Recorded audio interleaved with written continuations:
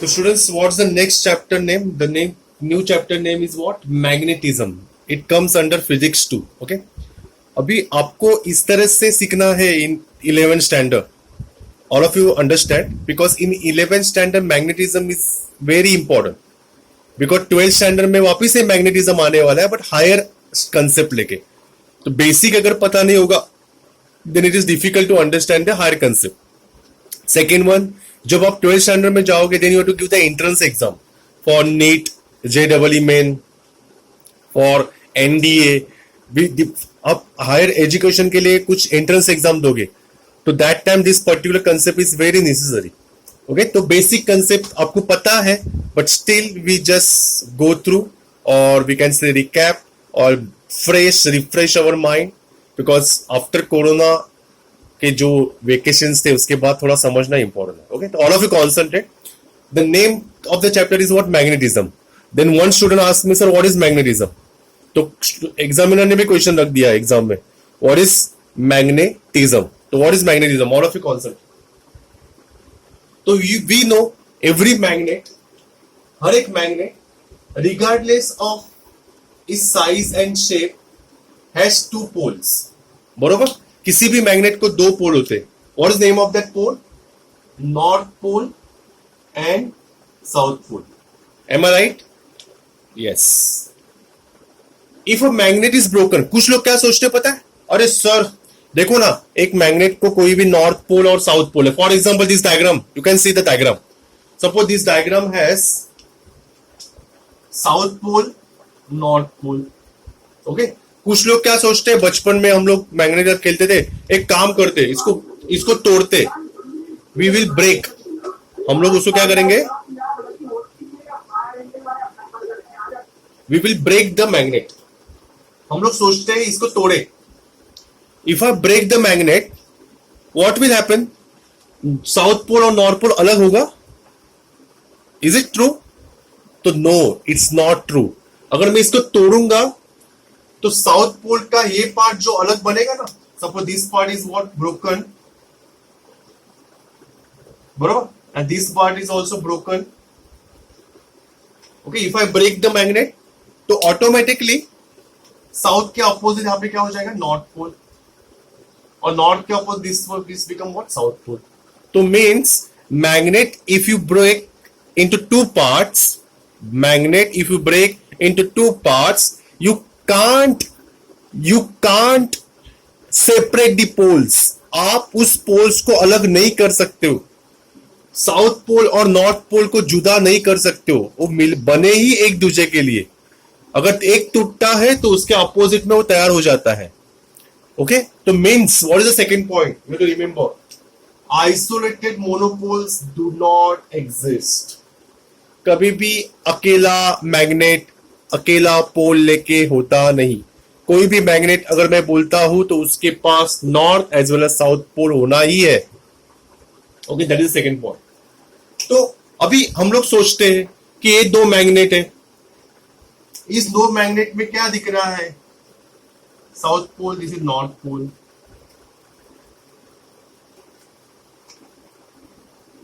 What is the difference between this first condition and second condition?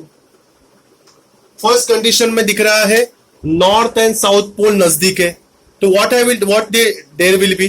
There is a attraction. There is what? Attraction. तो एक दूसरे के पास attract होंगे. तो unlike poles, मतलब हम लोग यहां पे लिखेंगे unlike poles, magnetic poles attract each other. Am I right? Or what you observe here? North मतलब like poles, they repel each other. तो ये इसको धक्का मारेगा, ये इसको धक्का मारेगा, मतलब वो दूर हो जाएंगे. They don't attract towards each other. Okay? तो यहाँ पे क्या हो जाएगा बेटा? Repel. तो like magnetic poles always repel each other and unlike magnetic pole always attract each other. That is the concept of magnetism. Now आपको पुराने जमाने में पता है that one picture is there, Pirates of Caribbean or Pirates, not Pirates, we will say Pirates of Caribbean. उसमें ships जो लेके जाते थे उनके हाथ में एक मैग्नेटिक कंपास रहता था. अभी जब समंदर में जब वो लोग होते हैं in mid portion of the ocean, तो वहां पे पता नहीं चलता कि which one is north south east and west. Okay, when sun is what above the head, तो पता चलता है दोपहर के 12 बज गए. But which one is right direction, मतलब नॉर्थ साउथ, तो सुबह तो पता चल जाता है चलो इसके वजह से, सन के वजह से. बट रात को कैसे पता चलेगा? either they use the concept of stars, नहीं तो उनके पास एक मैग्नेटिक कंपास होता था. तो मैग्नेटिक कंपास में क्या होता है? that magnet is always, when you suspend it in what freely, so what will happen? They always comes into that position where north and south directions are there. So means, what is the fourth property? When a bar magnet or magnetic needle is suspended freely, it aligns itself in geographically north and south direction.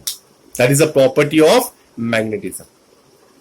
Hope so you understood these 4 points. Now, what is magnetic lines of force? कुछ लोग बोलते हैं अरे sir हम लोग magnet से लोहे को क्यों हम लोग अट्रैक्ट कर सकते? Why we attract some magnetic material towards magnet? तो मुझे बताओ, मुझे क्वेश्चन है कश्मीरा को. Kashmira, you are standing on one chair, बैठिए, you are sitting on one chair, चलो एक चेयर पे बैठिए, और आपके 3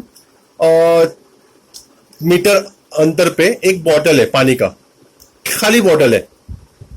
तेरे को बिना उठे उसको अपनी तरफ खींचना है, कैसे करोगी?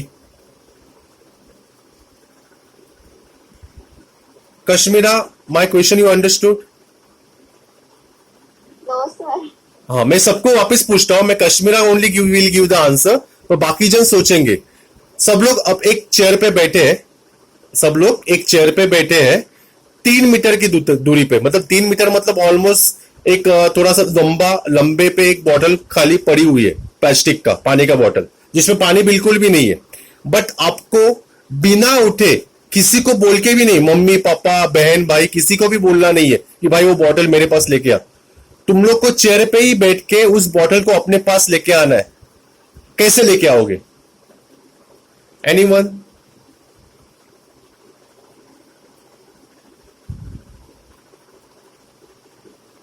Anyone, can you tell me the answer?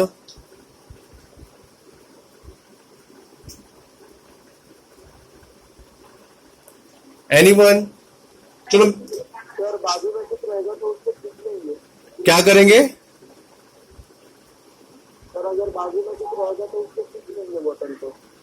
क्या करेंगे? खींच लेंगे. कैसे खींच लेंगे? अभी ये बॉटल है सपोज,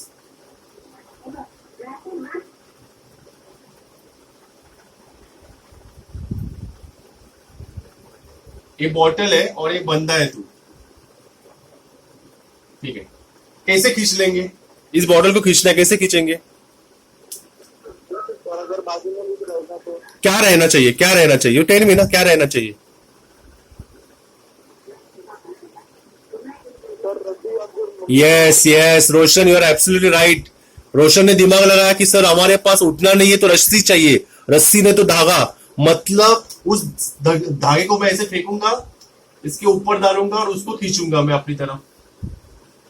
एम आई राइट? तो मतलब अभी यहां पे तो हमारे पास रस्सी है, पर मैग्नेट के पास क्या है? Now it's a magnet.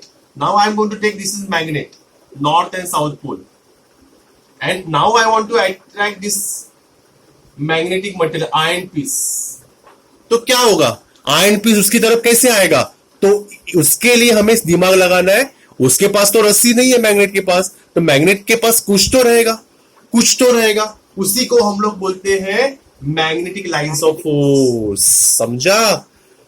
तो अपना कंसेप्ट सिंपल है. जब हम ह्यूमन बीइंग एक बॉटल को खींचने के लिए एक धागा नहीं तो रस्सी डालते हैं, मतलब एक उसको अट्रैक्ट करने के लिए एक लाइन होती है, बरोबर ना? रस्सी एंड धागा is one of the line, बरोबर? तो यहां पे भी उसी को हम लोग क्या बोलेंगे? Magnetic lines of force. Understood? तो what is that magnetic lines of force? तो उसने बताया है magnetic field around the magnet, इस मैग्नेट के बाजू में फील्ड होती है, फील्ड ऐसी होती है, ऐसी फील्ड होगी जो इस आयन को अपनी तरफ खींचेगी। तो एवरी मैग्नेटिक, मतलब the magnetic field around the magnet is shown by lines going from one end of the magnet to the other end, and this we can say lines are called magnetic lines of force. तो कुछ लोग बोलेंगे sir हमें exam में कैसे दिखाना पड़ेगा, आपने जैसा बॉटल बीटर निकाला ऐसा निकालना पड़ेगा क्या? नहीं, अभी मैं प्रॉपर डायग्राम निकालता हूं। All of you concentrate.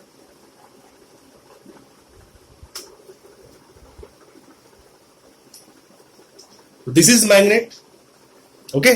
तो मैग्नेटिक लाइंस फॉर फोर्स कैसे होते हैं? All of you concentrate. Every magnet has north and south pole. तो क्या होता क्या है, यहां से निकलता है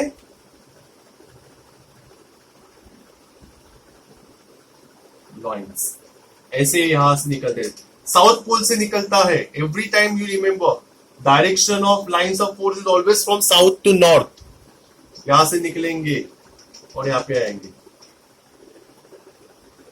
यहां से निकलेगा यहां से आएगा।